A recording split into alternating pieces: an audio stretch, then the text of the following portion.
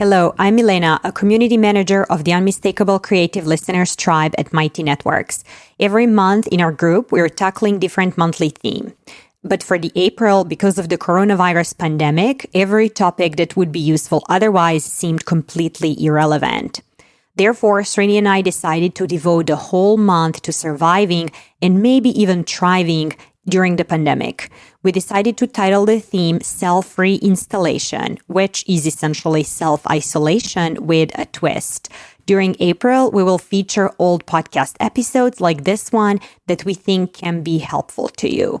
Also, in the group, we will talk about using ancient wisdom, creativity, learning, and thinking bigger thoughts to get on the other side of this crisis improved and inspired. Historically, we have always survived crisis in tribes and communities, so right now you're better off not struggling alone.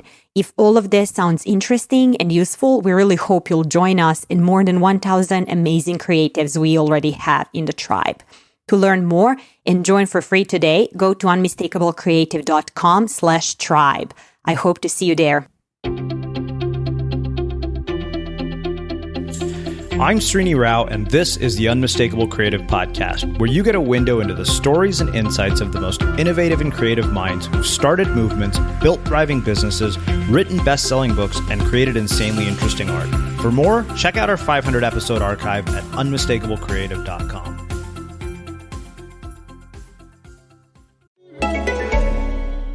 Upwork has the world's largest network of independent professionals. Let me just close this real quick. So if you need a back-end developer, a UI designer, or a project manager for 6 days or 6 months, Upwork is how. Hey, I have this room booked at noon. I'm just wrapping up here. Upwork professionals have the flexibility and capability to work from anywhere. Yeah, it's 12:01. Okay, it's all yours. Which is nice if you're already low on conference rooms. Plus, they're proven, rated, and reviewed. When you need in-demand talent on demand, Upwork is how. Ryan, welcome to the Unmistakable Creative. Thanks so much for taking the time to join us. Yeah, thanks for having me again. I was thinking about this the other day. I think you might have been the first podcast that I ever did, ever, which would have been like in 2012 or something. So it's so cool that you're still doing it. Yeah, well, it's funny because I still, I remember distinctly, I think you wrote a Medium post titled "Don't Start a Podcast." Yeah. Everybody and their mother seems to have one, and it's an interesting ecosystem that we live in terms of content. So before we get into all of that and your creative work, your career, I want to start by asking you something I don't think I've asked you yet in the conversations that we've had, and that is, what did your parents do for a living, and what impact did that end up having on you and the choices that you've made with your life and your career? So my dad was a police officer, and then he sort of worked his way up through the ranks. He was a detective, and then he was a sergeant.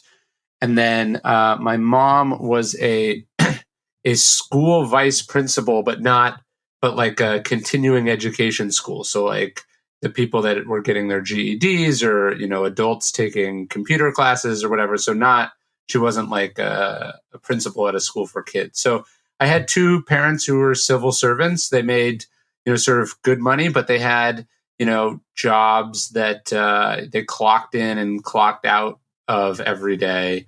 And sort of just a very normal, middle class, upper middle class background with very, I don't think I met a writer. I loved books, but I don't think I ever met a person who made books until I was sort of well on my way to wanting to be one. Wow. So your dad being a cop, one of the things I wondered, and I think I asked somebody this the other day who actually coincidentally told me that their father was a cop. What did your dad being a police officer teach you about diversity, tolerance, biases, and the kinds of things that police officers, I think, deal with on a daily basis? And what do you think public misperceptions are about people who work in law enforcement? Yeah, that's a good question. So my dad had a bunch of interesting jobs. He worked in hate crimes for a while. He worked in the explosives disposal unit for a while. He was the robbery division. So and then he ran a sort of a community police center near where we lived. So he had all these interesting different professions inside being a cop. So I think one of the things that people sort of miss is that there's like a big distinction between like a cop who wears a uniform and is like walking around or patrolling the streets. And then as you sort of go up through the system, the job becomes in a lot of ways much more administrative and much more sort of sheltered from the concerns that I think obviously are in the headlines today. So I never knew my dad doing those things growing up.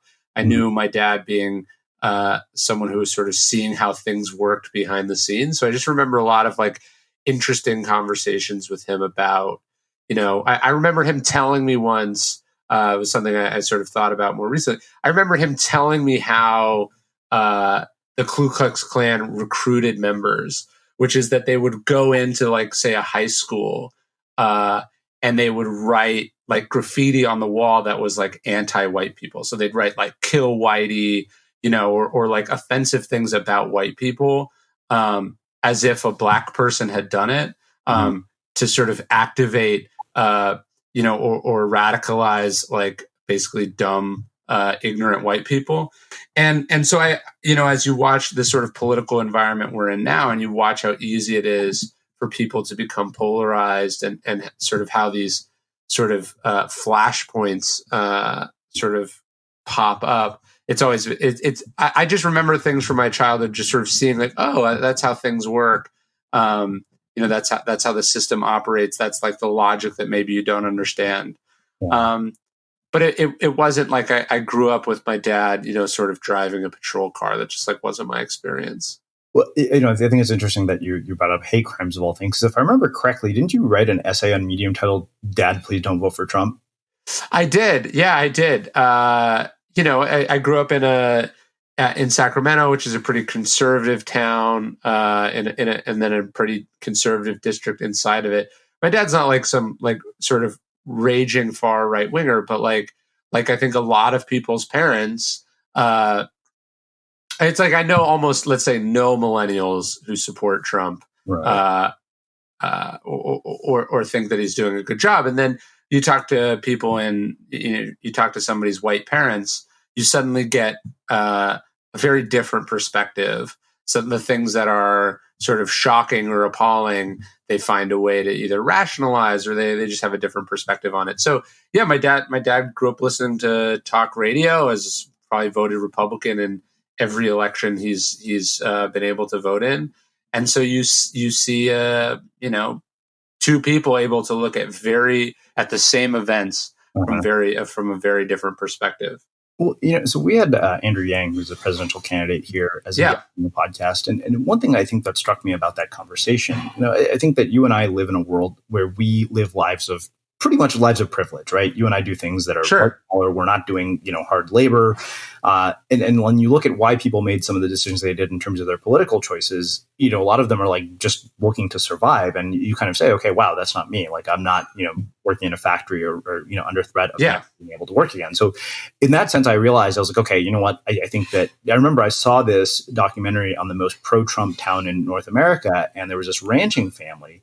And they had said that, you would think, oh, these are going to be like these like super racist rednecks. And then when you realize the reason for their vote was they had this ranch in their family for decades. The land is worth like millions of dollars and it would be worthless to anybody who's not a rancher. And at the same time, they said basically if, Trump didn't get elected, they would lose this land that basically they had lived off of for generations. And you realize you're like, wow, that wasn't, like a matter of spite or hate or anything. It was literally a matter of survival for them. Yeah, no. And look, I live out, I have a place out in the country outside Austin. Austin is a pretty liberal city, but where my ranch is certainly not. It's pretty red country. Mm-hmm. And yeah, you realize that it's just much more complicated than the sort of, that can fit in a 280 character tweet, which is what I was trying to do in that piece. I wasn't trying to shame my dad. I was just trying to actually sort of reflect back to him a lot of the lessons that I learned growing up. I think to me, that's the most disappointing part of the sort of the white educated, upper middle class Trump support is not is the ability to rationalize and justify sort of behaviors or language or ideas that I remember them and my teachers and the politicians that they supported, expressing as being particularly abhorrent. You know what I mean? Like, if I had been friends with a kid whose dad was on his third marriage and regularly cheated on his wife with porn stars, my parents would have been like, don't go over to that guy's house. Yeah. And then so for them to turn around and be like, oh, he's a good Christian. It's nonsense. Yeah. The other thing I've wondered, and I've not gotten to talk to you in quite some time, probably actually, believe it or not, since this election took place. And I'd always thought to myself, like Confessions of a Media Manipulator, like is so much more relevant now. Sadly, yes, was then. And like you look at in so many ways, like I recognize the things in your own playbook happening, directly from the guy who is in the White House. Cause like sometimes I wonder if half the crazy shit he's saying is literally just to get media coverage, because, I remember it's like, okay, when you saw those initial talking points, it was like, wow, these drowned out literally every other person, in the campaign. Like I literally didn't know who Ted Cruz was until like midway through 2016. And I thought to myself, I remember I made a joke about it on Facebook. I said, Roger Stone is basically Donald Trump's Ryan Holiday. And so like, I wonder now that looking at the kinds of ideas in that book in the wake of this election and the media landscape now, like, how do you think about all this stuff? Like, what is your view on it? Yeah, look, I wrote that book precisely because I was seeing at much lower levels and in much less significant circumstances a lot of the same sort of behaviors working. I saw how easy it was to sort of create fake outrage. I saw how easy it was to sort of hijack the news cycle. I saw how people who sort of had nothing to lose or had no shame could do a really good job of getting all sorts of attention. And I wrote that book largely as a means of sort of communicating like, hey, this is not good. And people need to understand how this works. And it was disappointing. It was disappointing to see the media reaction to that book, which was to largely sort of dismiss me or to say that I was some sort of singular bad actor or whatever. And to sort of not do anything about the problems that I was highlighting in that book. And so look, it's not that I feel guilty about it, because I feel like what my job was with that book was to sort of show in a very unflinching manner, like exactly what was going on in the way that like a computer hacker might sort of break into some security system and then show how that worked. The idea is somebody better fix that afterwards so it doesn't happen again. And I think we went through the media. I guess what I would say is the media is certainly not blameless. The media has repeatedly left a lot of sort of easily plugged holes in its system because those systems are really good for business. Like in the 2016 election, Trump got something like $2 billion worth of free publicity. And so people think like, oh, what they don't realize is that the media is not in the business of giving away publicity. The media then monetized the attention that they gave Trump to be worth even many more billions of dollars of that. I think the CEO of CBS said something like Donald Trump may be bad for America, but he's very good for CBS. Yes, yep, yeah, I remember. Yeah, and so that's just the reality of the media system we're in. So it's a book that I wish had been disproven or made irrelevant, but 7+ years later, it's still being taught in schools, and it's probably more right today than it was when it came out, which is not a good thing. Well, and what's scarier is the tools are easier to use. Like we're seeing state-produced propaganda. Like people may not know this, but if you just do a search on YouTube for Real News Update, you will actually see propaganda coming straight out of the White House, news that is produced by the White House. It's never happened in history that I know of. Yeah, no, it's very alarming. And the reason I think we have trouble wrapping our heads around that is that everyone is, the media is also bombarding us with all this other nonsense of stuff that doesn't matter. And so it's kind of like, it's like the boy who cried wolf type situation where you really can't, a normal person is not able to wrap their head around and process all this information that's being thrown at them. Like, I know how this works, and I still am bombarded by it, and I still fall for stuff. So it's a scary time. Yeah. Well, let's talk about one other thing here. You said your mom was a vice principal, and I wonder, your mother being a vice principal, like, what did she teach you about education? Particularly because she, was working with people who got their GEDs, and you also happen to have dropped out of college. So, like, I wonder what did she pass on to you about education, and what are your views, on our current education system? I know that your son is young, but I know that this has to have crossed your mind. Yeah.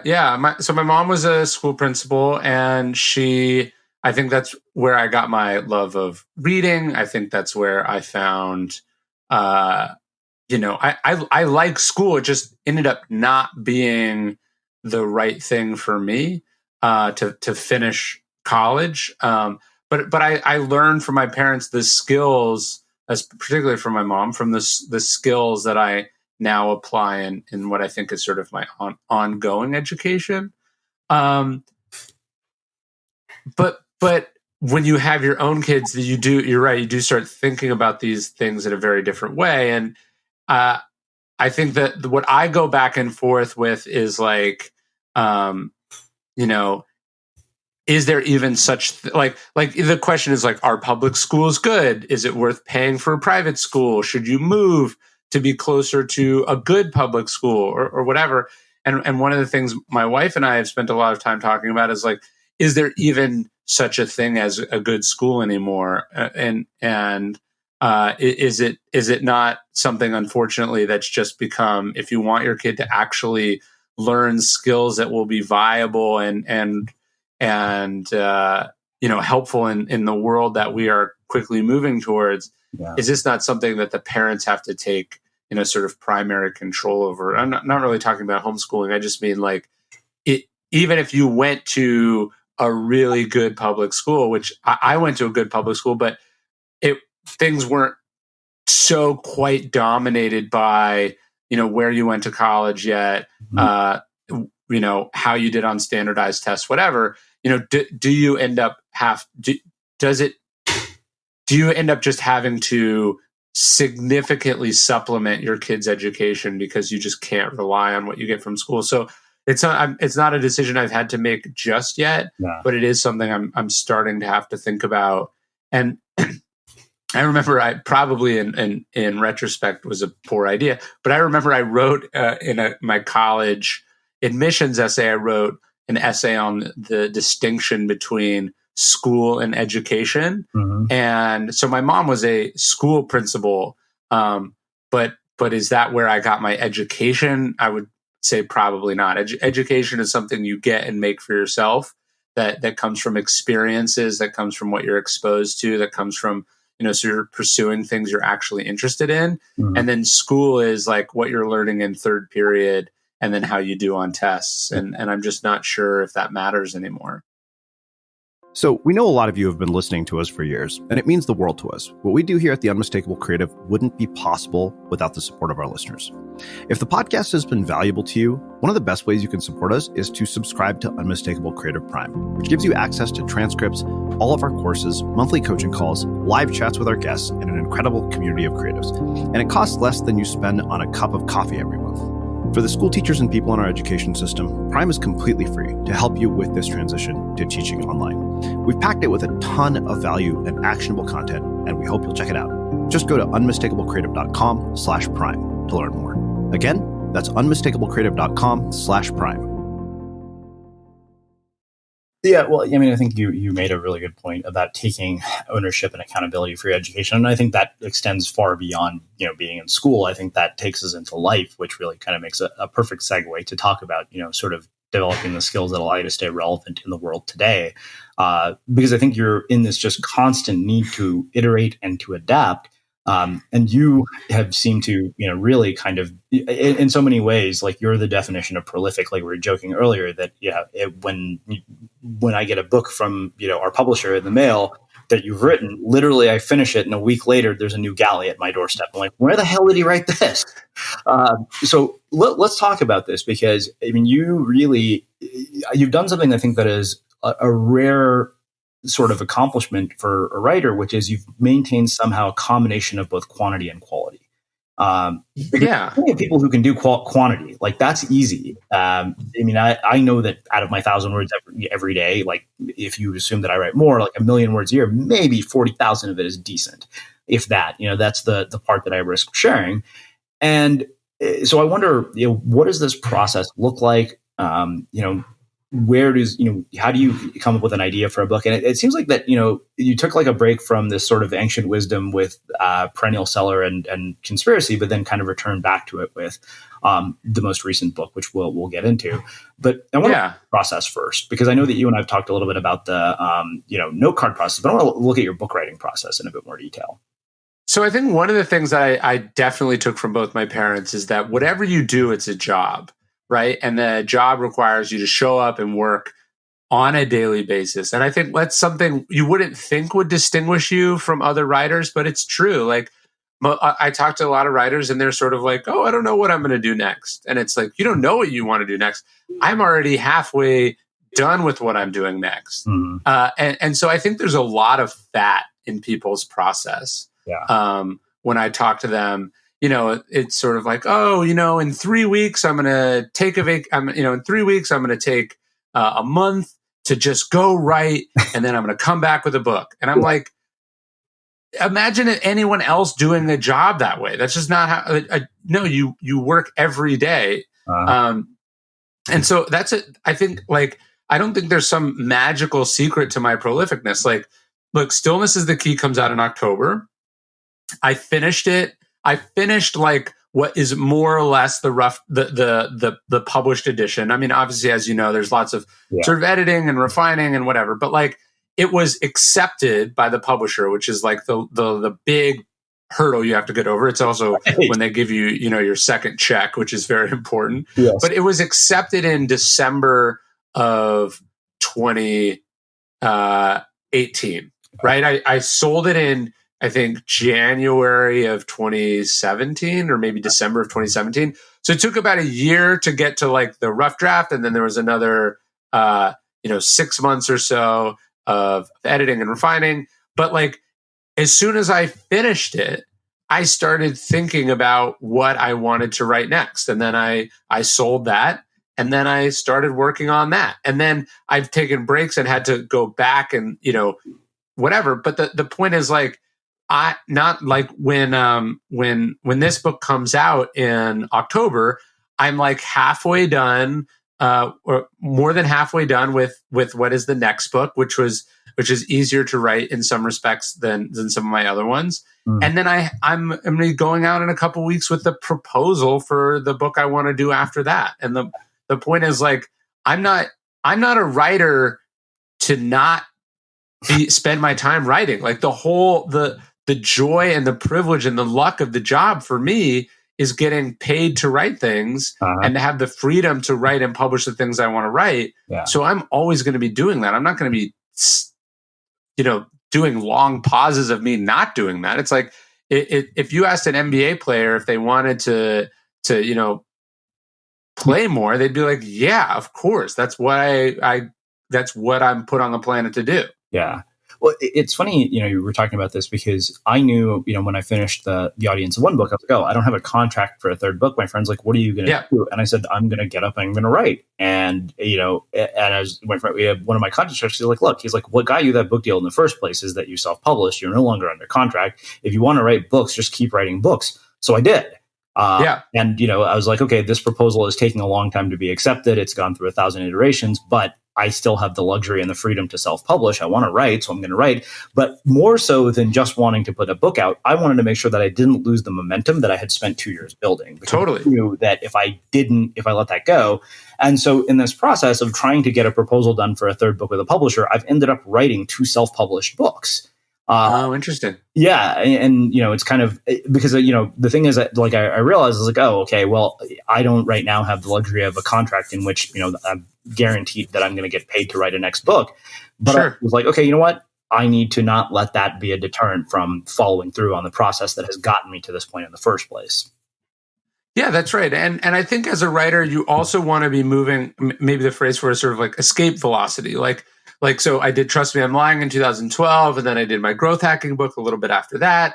Then I wrote The Obstacle is the Way. And each one of those books was a little bit bigger than the one before it. And then I got straight to work on Ego is the Enemy, and then I did Daily Stoic. The point was, it's like, even if I'm not publishing new books, my backlist is being discovered and gone through by each subsequent new fan. Yeah. And so now here I am when this new book comes out, I have this, and you talk about this in your writing, you want to accumulate an audience who's looking forward to what you do. And so that's where that momentum is really important. It's like, I read, and I sometimes I talk to these authors because they want to hire my firm. It's like, they're like, hey, I did a book in, 2011 and it sold 200,000 copies, which is, a very big success for a book.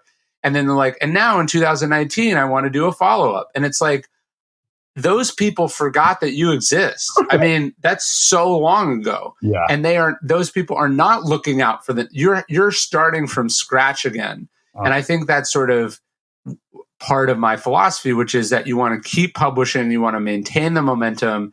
There's a line I heard from the guys at Summit Series. They were telling me, they were like, you rest at the end, not in the middle. Mm-hmm. And I think that's a really that's sort of part and parcel of my writing philosophy, which is like, it's not like I'll sleep when I'm dead, but it's like, now's my window, and I'm gonna, and people are reading what I'm writing, and I have a proven track record. I'm not going to fritter that away by, messing around with stuff. Oh, yeah. I mean, I think in 10 years of running the podcast, we've taken a break. Like, we take a break in December, and during that time, we publish, our best of episodes just so we can start out January. And, anytime somebody asks me about this, I always use the example of Friends. I said, look, NBC put Friends on the air for 10 years. And every Thursday night, you knew at 8:00 that if you turn on your TV, you were going to get Friends and Seinfeld. Now, if the writers decided, we're only going to write episodes when we're in the mood, they would never build an audience. It was like, you don't want your content to be an interruption. You want it to be a habit. Yeah, I think that's right. And that's why and I like what you do with your 1,000 words a day. Like, I'm also always writing articles. And I mean, I do 2 daily emails for 2 different sites that I have, the dailystoic.com and dailydad.com. I'm always making stuff, because the more stuff you're making, the more people can discover what you're doing. The better your chances of creating something that really resonates with people. And then I also think, look, when you look at stand-up comedians, what are they talking about? They're talking about getting stage time. They're talking about how you get better the more reps that you take. And so I think it's a weird thing with writers where they aren't doing, one of the reasons I think writers don't get better is that they're not publishing enough, and so they're not getting feedback and practice time at the craft, and so I'm very cognizant of that as well. Well, let's do this. We've been talking about a bunch of different subjects, but I think all of which are tangentially related to, really where we're headed, and that is this idea of stillness is the key. Where, what prompted this book of all the ones that you could work on next? So usually my books start with like a quote or a story or just something that sticks with me, and it's enough that I write it down or I put it on a note card or I just think about it. And then what I start to do is accumulate a pattern. I start to notice this pattern everywhere. And there's that's just what happened with this book. I found a quote, and the quote is Tao is in the emptiness. Emptiness is in the fast of the mind. And that quote just stuck with me. The idea of emptiness being a good thing. The idea of clearing the mind is obviously a sort of a Buddhist idea, and I was interested in that because I'd written all these books about Stoicism, and And then as I was rereading the Stoics and just sort of going about what I write about, I kept finding this similarity between the Stoics and the Buddhists. And it was a question I would get asked when I would give talks. And so I just decided maybe there's something here. And then I zoomed in on this idea of stillness, which is a word that appears as much in Marcus Aurelius as it does in Confucius, as it does in the, in the various Eastern religions. And so it's noticing a pattern. And to me, note a pattern, that a book has to be a reflection of a pattern. You're noticing something and you have a unique angle on it, and you're communicating that pattern to a larger audience. And that's what I think The Obstacle is the Way is. That's what Ego is the Enemy is. And Stillness is the Key just comes from that same tradition for me. Yeah. It's funny because I started working on this new self-published book called Make More Art. And I recognize right now that I was like, oh, wait a minute. Like I feel like every book that I work on is also based on some pattern that I've seen. And usually it almost often also comes from something else I've noticed in something else that I was working on, or it emerged from a previous book somehow. Yeah, I would say each one of my books is like a chapter. It is an expanded version of a chapter in one of my previous books. And so, yeah, like when you remove ego, stillness is something that emerges. It's impossible to figure out how to get over obstacles if your mind is, running a mile a minute. You need to sort of slow things down and see them clearer. And so this book, which I sort of see as a sort of the final book in a trilogy, it goes Obstacles the Way, Ego's the Enemy, and then Stillness is the Key. The book is just so much of writing, I feel like, is just sort of receiving. This sounds a little woo, just kind of like receiving what's being sent to you. I don't know if it's by the universe, or Stephen Pressfield would say it's by the muses. Maybe a religious person would say it's sent from God. To me, I think it's just the truths kind of emerge from the material, and you're just the writer is a receptacle that is capturing it. And so that's what my books are. I notice a pattern. I notice an idea. I write it down. And as I am going through and doing this, I'm accumulating more and more examples of that insight. And then I go, hey, I think there's a book here. And that's where what I end up writing next. Yeah. Well, let's get into the book itself. I think that, it would be hard to get into each one of these, but you did so much. And I think that really, you opened it up beautifully by saying, to achieve stillness, we'll need to focus on three domains: the timeless trinity of mind, body, soul, the head, the heart, and the human body. And, in the first chapter, you talk about becoming present. And this is probably my favorite quote from that. You said, each of us will in our own lives face crisis. The stakes may be lower than, and when you say that, you're referring to the Cuban Missile Crisis, which I know you wrote about, but to us, they will matter. A business on the brink of collapse, an acrimonious divorce, a decision about the future of our career, a moment where the whole game depends on us. These situations will call upon our mental resources. An emotional, reactive response and unthinking, half-baked response will not cut it. So how do you develop the capacity to not have a reactive response? Yeah, I mean, look, I think one of the things I learned from the Stoics is this idea of like, look, you can always make things worse. And then our sort of first job is just to not do that, right? So if we can go like, hey, look, I'm not going to overreact. I'm not going to emotionally respond. I'm not going to just, I'm not just going to be driven by instincts or fears or aversions. I'm going to be really conscious of each and every action that I take. And I think this is an idea you see in both the East and the West, this idea of like, okay, let me slow this down. Let me really look at it.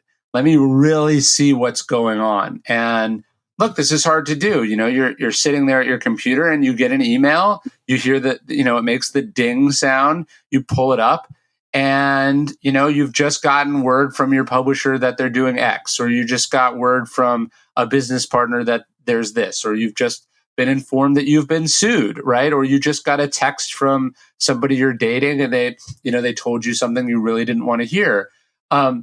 It's so easy to sort of be jerked around and to just always be responding, when the truth is like, that's also a recipe again for making things worse. And so what I think I'm talking about in the book, what I try to practice in my own life is a little bit of that pause, just like, okay, what is this?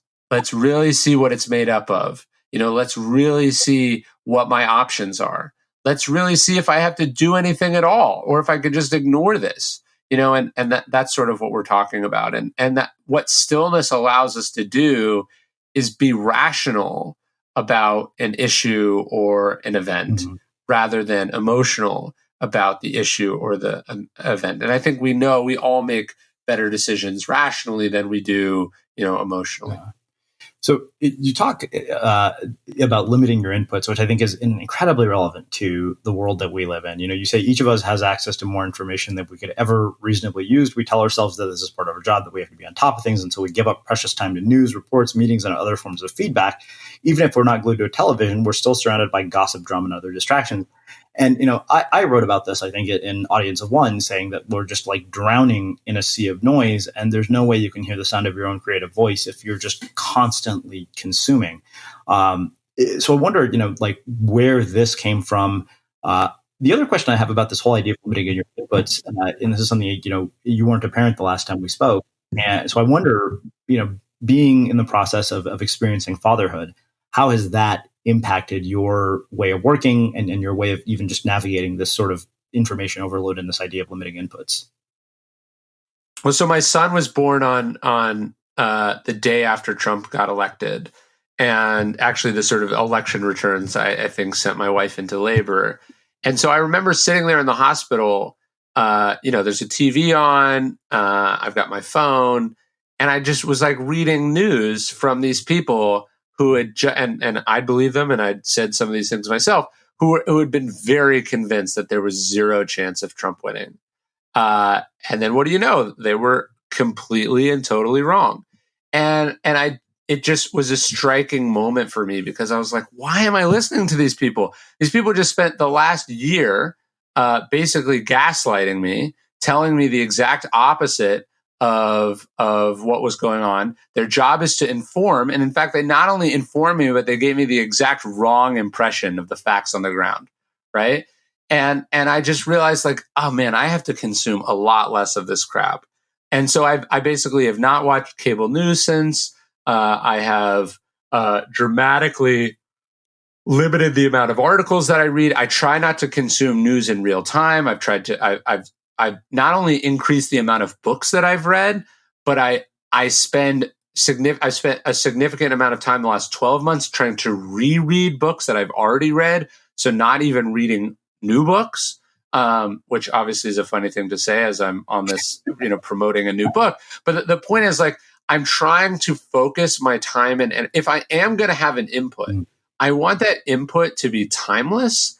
I want to be very confident that it's correct, that it's going to endure. And then I want it to be giving me wisdom and not information. Wisdom makes my life better. Information distracts me, right? Information is a commodity. Wisdom is a sort of priceless resource. And so I've just tried to dramatically decrease the amount of time that I focus consuming information, so I can focus more time and energy on my family, on myself, and also on creating things that I think matter and make the world a better place. And so, I think the average person just consumes far too much noise. It follows way too much news in real time, and would be happier and stiller and make better decisions, and ironically, be much more informed if they focused on the bigger picture. It's funny because I've never been a consumer of news until this year, mainly because I'm like, this is such a crazy shit show that it's actually entertaining. And I'm like, okay, this is bad, but you're making a really, strong case for why I should stop. I remember also very distinctly in one article you wrote on Medium, you said that you stopped using Facebook months ago, like you gave your assistant your password. That was like 6 or 7 months ago. And the reason this struck me in particular, and I think I wrote about it actually, and I mentioned you in this thing. I wrote a piece titled "Nobody Gives a Shit What You're Going to Start," because I said, look, every day people on Facebook are talking about the things they're going to start, but I said, show me what you've shipped, show me what you've finished. And you're such a perfect example of that, because I very distinctly remember our last conversation, we were talking about this. You said it's insane for you to be talking about, you said you never talk about a book until it's finished. And I noticed that the only Instagram picture I ever saw through this process was when you was the finished manuscript. Yeah. And I thought, wow, he absolutely spot on is saying that's the absolute truth, what he was saying last time. So I wanted to ask you about this because, we've had Cal Newport here, who has been very like a vocal advocate for what he calls digital minimalism. And we'd actually talked about you in the last conversation I had with him and about the fact that, like you're exemplary of this. So I kind of just wanted to hear your thoughts on this. Sure. And because, Facebook is a different beast than it was even 2 years ago when you and I spoke. And, this was one of a big point of contention with me and the publisher when we were going through the Audience of One launch, because I was like, look, nobody buys books based on having seen a Facebook ad, but that's a whole other story. But that being said, and also, so much of the book that I wrote was about why we need to reduce our stuff. So Sure. Facebook I thought was insanity, but that's just one example, but I think it's much more relevant to some of the things that you talk about in terms of slowing down, in terms of cultivating silence. I'm curious about all this. No, look, for Daily Stoic, we do these challenges periodically. We do, we've done a 30-day challenge and a 10-day challenge and a 21-day challenge. They've been really awesome. And in January, I think the second or third day of the challenge, it was about a sort of a new year, new you idea. And one of the challenges was you had to quit a bad habit. And I don't have a ton of bad habits. I don't drink. I don't smoke. I eat well. And so I was like, okay, I'm going to quit Facebook. This is something that I don't have control over. I check it more than I should, more than I want to, and it doesn't really contribute to my happiness. Mm-hmm. Now, and that's what I did. I quit in January, and I really have not checked it since. I have a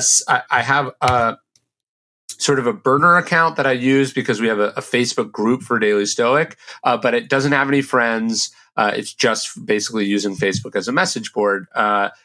There's no scrolling, no whatever. But the downside of quitting has been look, I used to like seeing your 1,000 words a day on Facebook and I would see it on a regular basis and it was there.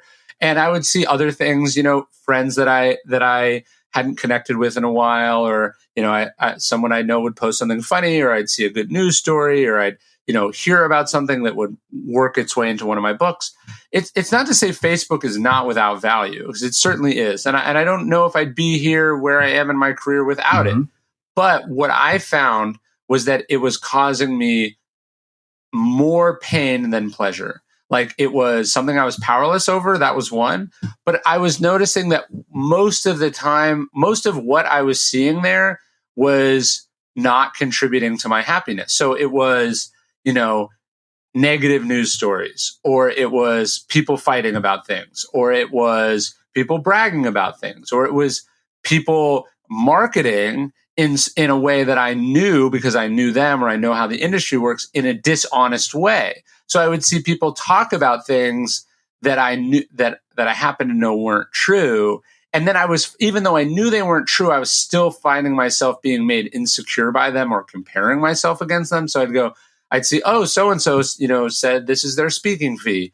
Why is that higher than mine? Are they better than me? And then it's objectively, I know that they're, they've inflated it by half, but it was still so hard not to get caught up in that. And so cutting it out, it not only, I think, has it made me a lot more productive. I mean, I'm not checking it 30 times a day and I'm not carrying it around in my pocket, but most importantly, I'm out of the sort of the cycle or the arms race that the algorithm is designed to elicit. If the Facebook algorithm was designed to make you feel content and good about yourself, you wouldn't post, right? You wouldn't spend time, endlessly scrolling on it. It's designed to make you uncomfortable, almost in the way that a nightclub is designed to make you socially uncomfortable. So you buy overpriced alcohol. That's the entire.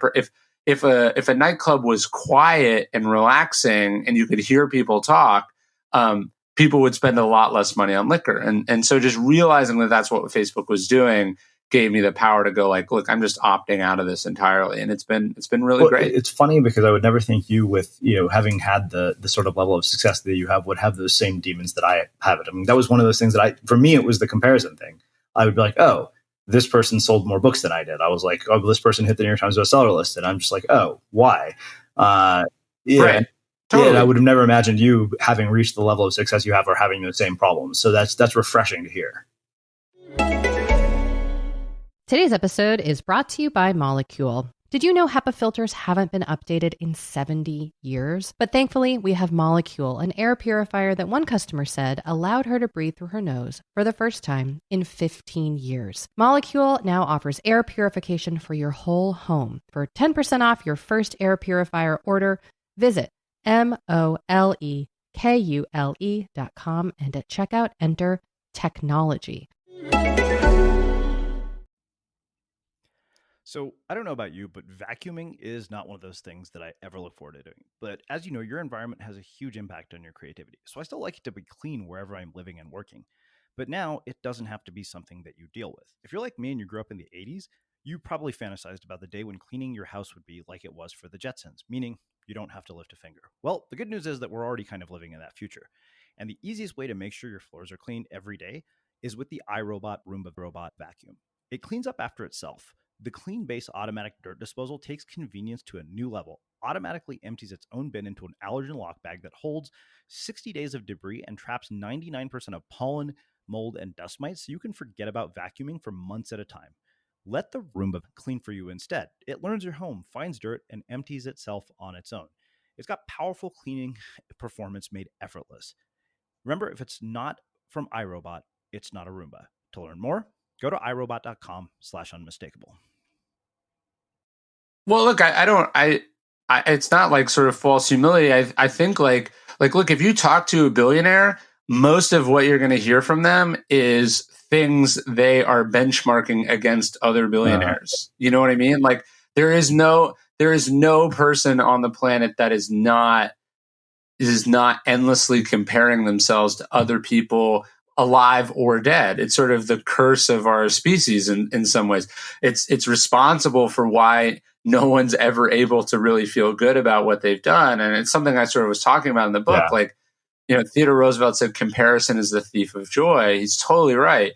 The idea of having enough, knowing how to be content with what you have and what you've done is really important. And it's really hard when there are brilliant engineers designing products designed to exploit that feedback loop. And so I think that's one of the reasons that sort of opting out of these platforms is important. The other is just like, look, like Twitter doesn't do that to me. Twitter doesn't make me compare it myself to other people. I just see people spend way too much time on it. And then you go, how are you not prolific? It's because you're working for Twitter for free, 6 hours a day. Yeah. Well, I want to come back to the idea of enough. That was probably one of my favorite chapters in the entire book because it's something I've been thinking a lot about as I, come on, turning 42, I think, and then my sister's married, and like a lot of things in my life haven't happened the way I thought they were going to, and I'd been thinking a lot about that idea. But I want to come back to that because there are some other things that you talked about in the domain of the soul, and two in particular that struck me. One was this idea of healing the inner child, and the other was being aware of desire, which I think is kind of related to this idea of enough. But the idea of the inner child, I think that was one that was fascinating to me because, my joke is that, the spiritual journey of adulthood is basically fixing all the things that you think your parents screwed up in your childhood. Of course. That's my, definition of spirituality at this point. And it was hilarious because I was just on a call with a vendor who's looking at translating all of our content into Spanish. They've built this new AI technology, and they'd listened to a few episodes. And the founder there's like, "Oh wow, I listened to your podcast this weekend. You must be one of the most self-actualized people in the world." And I said, "Are you kidding?" Like, I'm more screwed up than most people. I just thought it was a hilarious comment for her to make. Sure. So this inner child thing. I mean, did you have childhood wounds that you had to get past? How did you, and how do we navigate this? Because I think that everybody has an inner child that in some way or other has been wounded by some experience. Yeah, look, I think that's a very important thing, and you said it right, because I think a lot of people go, "Oh, I wasn't abused as a kid. Like my parents didn't beat me. Of course, my childhood is fine. I don't have any childhood wounds." And the truth is, everyone has wounds. We have so many wounds from how we grew up, what we were deprived of, what we didn't get, from what people said to us, from how we were built, from things we picked up from television. And so, yeah, I mean, look, I think everyone has some sort of age that they're a little bit stuck at. And you might be at different ages with different things. You know, your temper might be the temper of a 9-year-old, and your libido might be the libido of a 16-year-old, and your insecurities might be more of a high school freshman, or, whatever it is, right? But I think it's really realizing that, oh, my desires and my aversions are not necessarily seated up here in my rational adult brain, but they're actually located, somewhere in my soul, somewhere stuck in a younger version of myself. And I remember what sort of set me off on that journey was I was listening to a podcast interview with Judd Apatow, and I know he talked about it in his book also. Was it Funny in the Head or something like that? But he was talking about he just realized one day, as he was in this sort of knockdown, drag out fight with the movie studio, that he was treating the people giving him notes on his movie as if they were his parents. And so instead of them going like, Judd, the movie is too long, he was hearing like, Judd, you'll never be good enough. Or, like, Judd, why don't you clean up after yourself? Or like, he was reacting to these objective sort of creative notes as if they were his divorce arguing parents who he had a contentious relationship with. And I just realized that explained a lot of things in my own life. It explains why I get upset when I get back, my book from my editor, and all I'm seeing, I'm not seeing like, hey, these are all the things I can do to make the book better. Yeah. I'm hearing like, this person doesn't understand me, and they don't get me, and they're trying to change me, and they're not letting me be who I want to be, and so, needless to say, reacting to a business, exchange as if it is a deeply rooted, sort of emotional or psychological personal issue is not a good way to get the best work or to reach a compromise or to communicate, your beliefs effectively. Like Judd Apatow might have been totally right about not liking their notes, but the way he's going to go about it, if he's treating them like his parents, is obviously not an effective way to do that. Yeah. So there's one thing that I appreciated this chapter, and I wonder if part of it is because of age. I remember some comedian joked, he's like, old people become religious because they want to get into heaven. But yes. You talked about accepting a higher power, and part of I've always been incredibly skeptical about religion or higher powers, particularly because all Indian religious traditions are very time consuming. I read about this, and it was funny because I had. And another guy here is Michael Ventura, who wrote Applied Empathy. And he had said in a conversation with Jonathan Fields that Ganesh was the remover of obstacles. And I remember coming home to my mom and saying, hey, can I have a Ganesh? And she's like, what? She's like, since when are you interested in this? And I was like, well, I heard somebody on a podcast say this. And I remember right after that, I got booked for a speaking gig after a year of no being booked at all. And Really? And so I was like, okay, wow, whether that's just coincidence or superstition, whatever. But it made me kind of realize, wow, there's something to be said for having faith in things that we can't explain or understand with logic or science. And I think that's a big part of it. I think what I'm also trying to say in that chapter is just like, when I became an atheist, I don't know, like 18 or 19 years old, I was reading books in college, and it made a lot of sense to me. That wasn't a realization from a place of humility. It was a form of intellectual arrogance, right? It's like, I'm so smart. I read this book. I know more than all you people. And so that sort of atheism is in just the other side of the coin of being religious to me, because it's some sense that And I think what I've moved towards personally is more towards being agnostic in the sense that, like, I really don't know. What I do know is that there is a lot that I don't know. And I know that a lot of people I admire and respect have the capacity for faith or religious belief.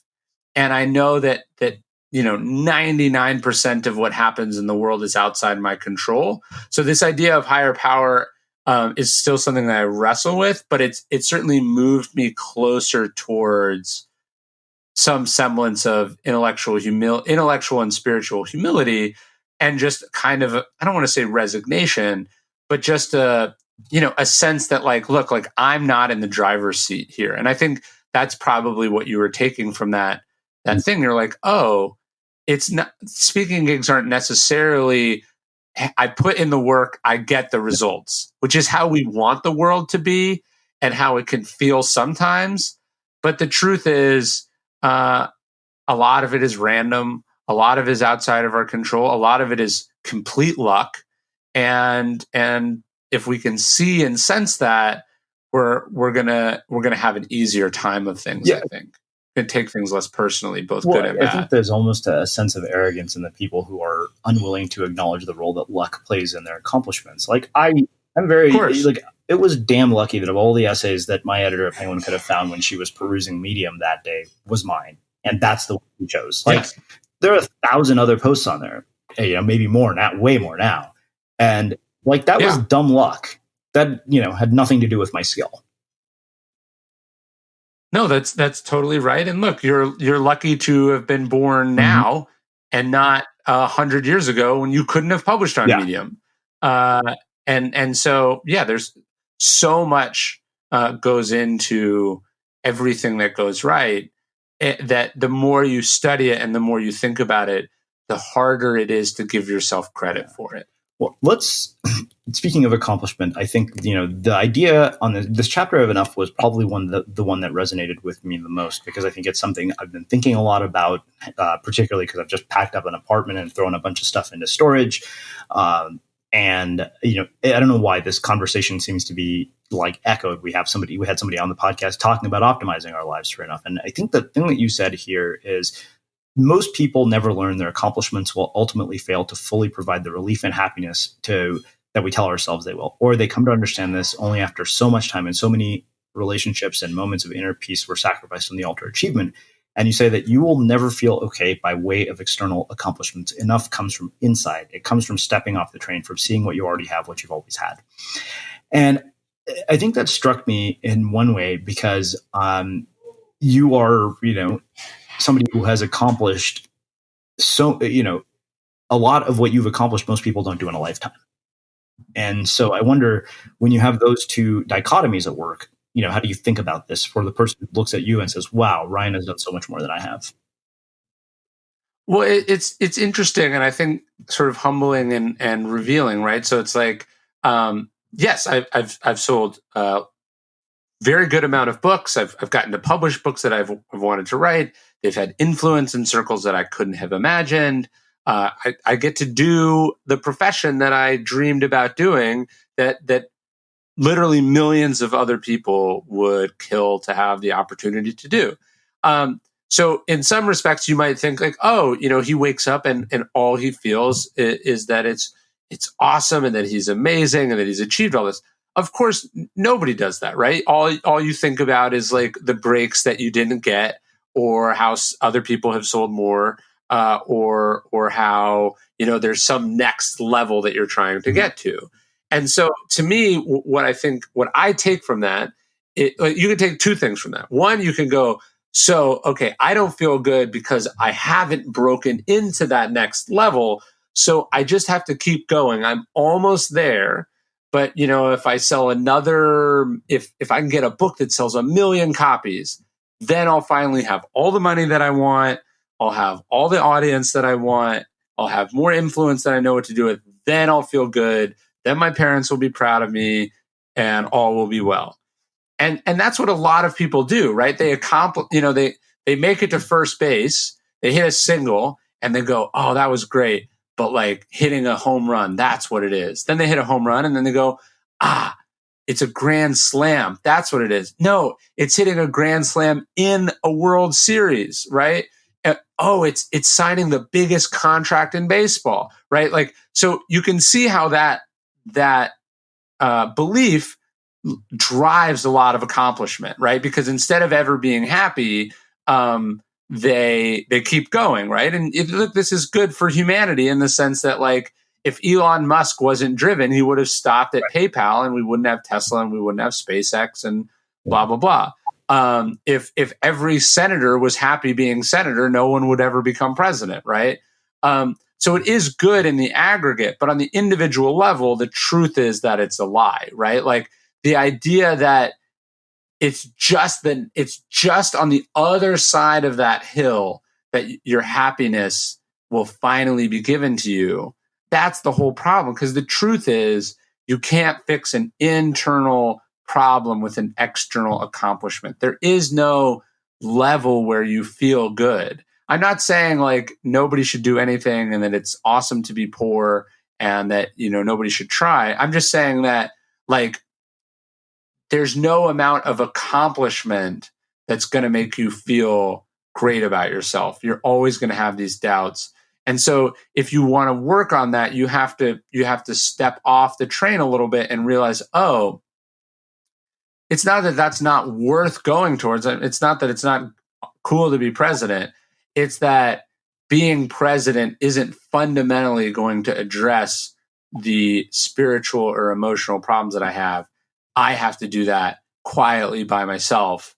And so the good news is that it's accessible to everyone. Not everyone can be president, but everyone can feel content and good if they sort of stop and do the work. And I'm not saying I've done it. I'm just saying that I'm working on it. So let's get into the idea of body. I think this was particularly important, in the wake of so much of what we've seen in the last year. I mean, I think that there's no question that our digital devices and then the way we use technology has led to a whole host of mental health issues, like, rises in anxiety, depression, all sorts of stuff. Building a routine, all that stuff. We've talked about a lot of that stuff before on the podcast. But I think that there are a couple of things here that really struck me. One was this whole idea of getting rid of your stuff. And I saw how freeing it was to get rid of my stuff, even when, like literally even books, which I absolutely love. I'm like, wow, this room feels a lot quieter without all these damn books in here. There was something you said that I think was really interesting. You said, we don't need to get rid of all of our possessions, but we should constantly question what we own, why we own it, and whether we could do without. And I love that. And at the same time, I thought to myself, well, yeah, if I'm a retailer, I'd be like, no, I don't want you to tell people this. Right. So I wonder, and I know that, I learned this, I think, in the last year as I started just paring down things, that my commitment became, you know what, I am going to basically buy the nicest stuff I can buy, but I'm going to have a lot less of it. So I went from like 20 shirts in my wardrobe to like 6 from my favorite shirt maker, Proper Cloth. And my sister was like, well, shouldn't you get some sweaters? And I was like, no. I was like, I don't need anything else. I have that. It's like 6 shirts and a pair of jeans. That was my whole wardrobe. I don't have to do laundry. I don't have to do anything. It's fantastic. And at the same time, like, consumption is what keeps the economy going. Yeah, of course. Yeah, no, again, look, the belief that things will make us happy is good for society. It's an insidious lie for individuals. And so it's something my wife and I talk about a lot. We are, trying to always be getting rid of stuff that we don't need. We're trying to pare down our needs. And then even the stuff that you keep, there's this great sort of Zen parable about a monk who has this cup. And he would say to himself over and over again, the cup is already broken. The cup is already broken. And then when the cup breaks, okay, he already knew that it was broken. It didn't change its status in his mind because he already understood that it was, sort of fragile from the beginning. And that's something that I work on too. Like I have lots of books. I just try to remind myself that the value of the books is what they've put in me. It's not my notes in the pages. And I love my house. I would be sad if it burned down, but I wouldn't throw myself in the flames to go with it. You know what I mean? Like, it's just sort of, it's not just about getting rid of your stuff, but can you get rid of your attachment to your stuff? And that's, I think, the stoic idea. Seneca talks about this idea of preferred indifference. He's saying like, look, it's better to be tall than short. So if you get to choose, obviously pick tall, but you don't really get to choose most things. So you got to make do with how they are. So it's like, look, I'd rather, I can afford a nice car. So I have a reasonably nice car. I don't drive a Ferrari, but I drive a car that's comfortable and reliable and, nice. But if I had to drive a beat up car or take the bus, I mean, I wouldn't feel like it reflected on me as a person, And so can you have the stuff, but not need it?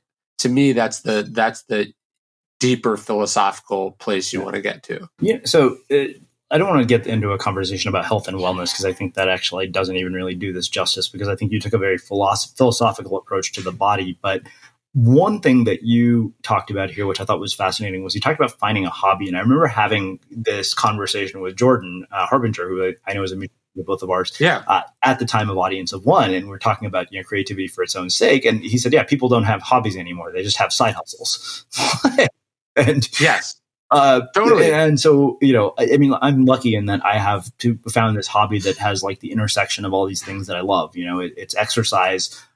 It provides travel opportunities, and it's an incredibly enlightening spiritual practice as well. And that's surfing. But I realized that there was a lot of truth to what Jordan said. Like, people actually don't, like, how many people, it's like people don't just paint for the sake of painting. It's like, oh, I'm painting this thing, so now I got to put it on Instagram. Right. No, we turn.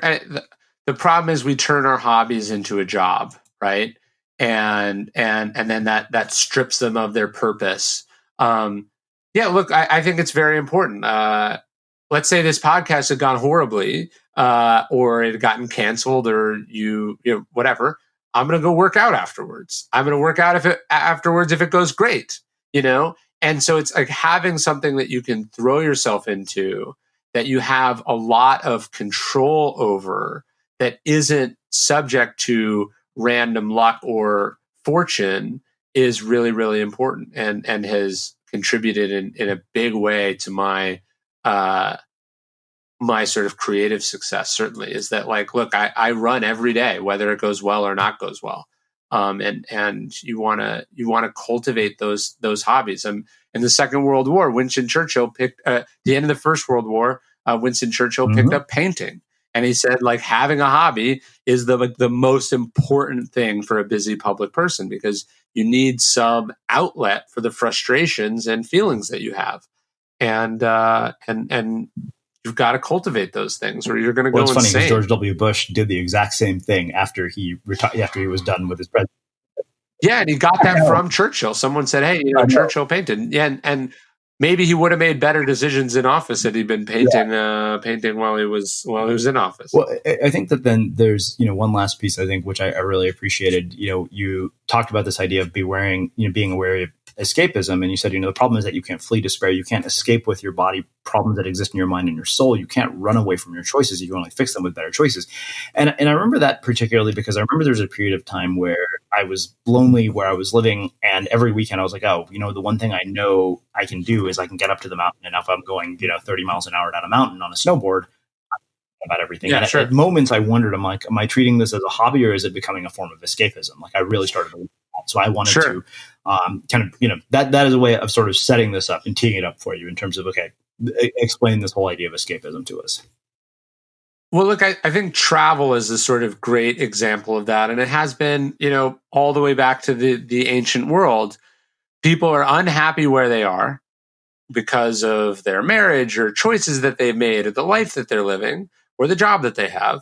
And instead of going, I have power over this, I'm going to change that, but it's going to be hard, it's going to be uncomfortable, it's going to require me to face some truths about myself, we say, I need to travel to China, or I need to backpack through Europe, or I need to go to Hawaii for 2 weeks. And this is just, this is just window dressing. This doesn't solve the problem, because ironically, when you travel, you bring yourself along with you. You also bring, I don't think it's a coincidence, what we call baggage, right? You have emotional baggage and you have luggage.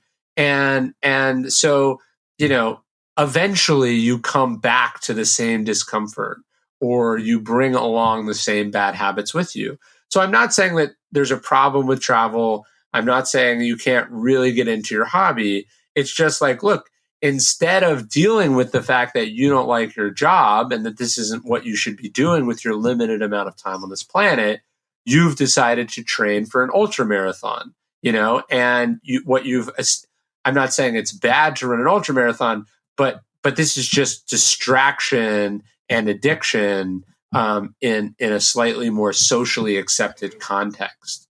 And like the oldest demographic of people who do triathlons is like 50 and older. And I would argue that that's because these are 50-year-olds who are coming to grips with the unpleasant reality that they have not spent their life particularly well, and they are looking for meaning and purpose in a 3-hour weekend format rather than just staring in the mirror and doing some work on themselves. Amazing. Well, this has been thought-provoking, eye-opening, as always in every conversation I have with you. So I have one last question for you, which is how, and I know I've asked you this before. What do you think it is that makes somebody or something unmistakable?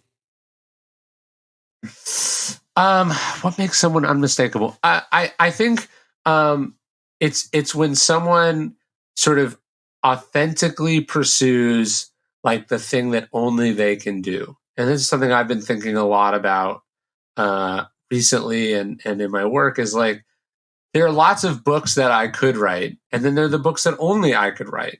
There's lots of things that I could do, that you could do, that other people could do, that could make money, or that could be successful, or that could even be well received.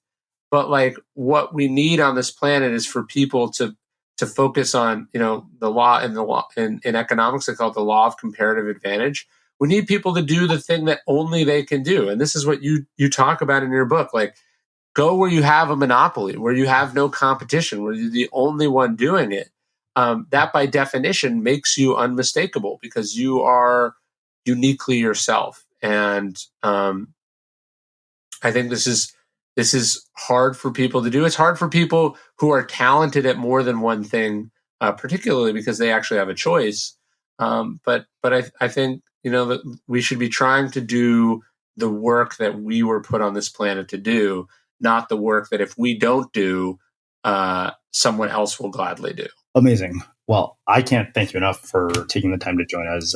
Come back to the podcast again for, I think what is your 4th appearance, and share your story and your insights and your wisdom. Where can people find out more about you, your work, and the new book?